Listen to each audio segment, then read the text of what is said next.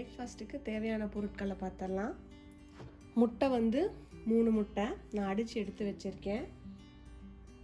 அதே மாதிரி 3 ஸ்லைஸ் ப்ரெட்டை பார்த்திங்கன்னா நான் மிடில் இருக்கிற பாட்டை தனியாக கட் பண்ணி எடுத்துகிட்டு இந்த மாதிரி எடுத்து வச்சுருக்கேன்.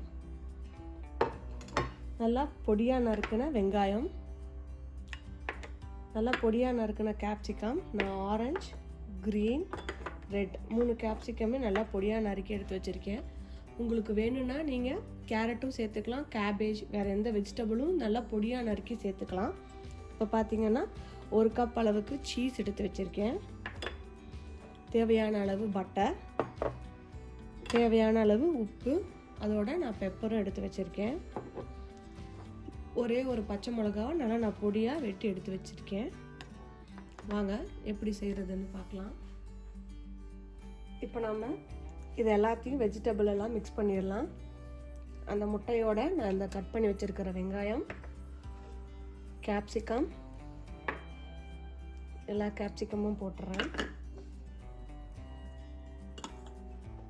தேவையான அளவு உப்பு, பெப்பர் பவுடர், அதோட பொடியாக நறுக்கின பச்சை மிளகா, இது எல்லாத்தையும் நல்லா மிக்ஸ் பண்ணி எடுத்துக்கலாம். நீங்கள் உங்களுக்கு விருப்பமான எந்த காய்கறியும் இதில் சேர்த்துக்கலாம்.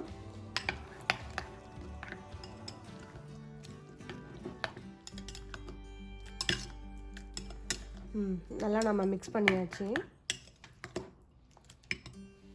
இந்த மாதிரி ஒரு நல்ல அகலமான பேன் எடுத்துக்கோங்க.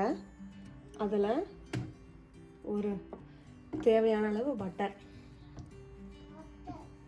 நான் பட்டர் பார்த்தீங்கன்னா 2 டேபிள் ஸ்பூன் அளவுக்கு பட்டர் ஆட் பண்ணியிருக்கேன்.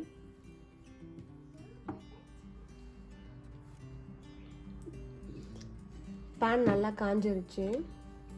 இப்போ நாம் இந்த மாதிரி கட் பண்ணி வச்சுருக்கக்கூடிய ப்ரெட்டை வந்து இதுக்குள்ளே வைக்க போகிறோம்.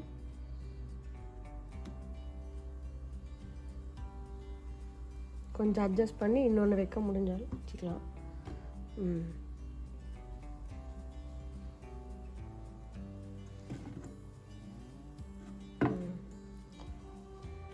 இதில் நம்ம மிக்ஸ் பண்ணி வச்சுருக்கக்கூடிய இந்த எக் வெஜிடபிளை இதுக்குள்ளே நம்ம ஊற்றிடலாம்.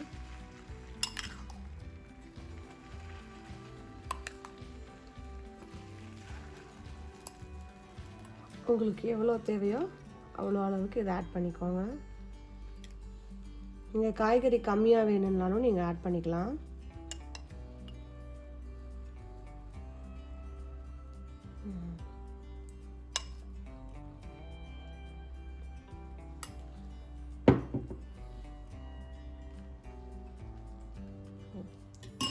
இந்த மாதிரி நல்லா ஆட் பண்ணிவிட்டு இதுக்கு மேலே சீஸ், நம்ம துருவி எடுத்துருக்கிற சீஸ், நீங்கள் சீஸ் இருந்தால் போட்டுக்கலாம், இல்லைன்னா நீங்கள் விட்டுறலாம். பிடிக்காதவங்க சீஸ் எல்லாமே நீங்கள் இதை செஞ்சு சாப்பிட்டுக்கலாம்.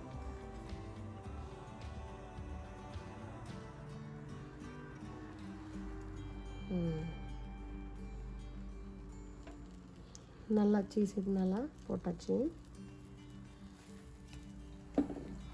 இப்போ நாம் இந்த ப்ரெட் பீஸை இதில் வச்சு நல்லா இதை மூடிடலாம். இப்போ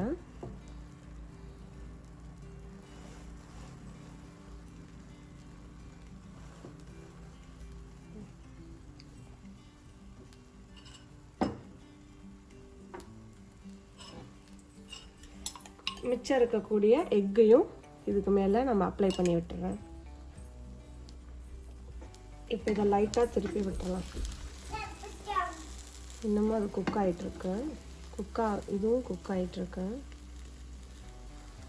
பார்த்து பொறுமையாக திருப்பி விட்டுருவேன்.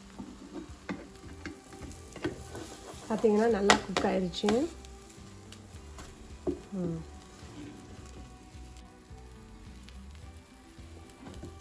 நம்ம பிரேக்ஃபாஸ்ட் நல்லா குக் ஆகிருக்கு. இதை நம்ம எடுத்துடலாம். இப்போ பார்த்து ஒன்று எடுத்துருங்க.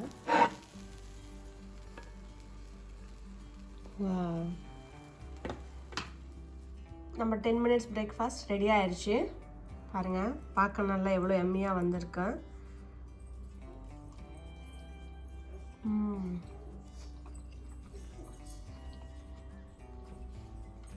டேஸ்ட்டு ரொம்ப நல்லா இருக்கும். உங்களுக்கும் இந்த ரெசிபி பிடிச்சிருந்தா நீங்களும் இந்த ரெசிபி வீட்டில் ட்ரை பண்ணி பாருங்கள். என் சேனலை சப்ஸ்கிரைப் பண்ணாதவங்க சப்ஸ்கிரைப் பண்ணுங்கள். மறக்காமல் கமெண்ட் பண்ணுங்கள். பான் அப்பிட்டாய்.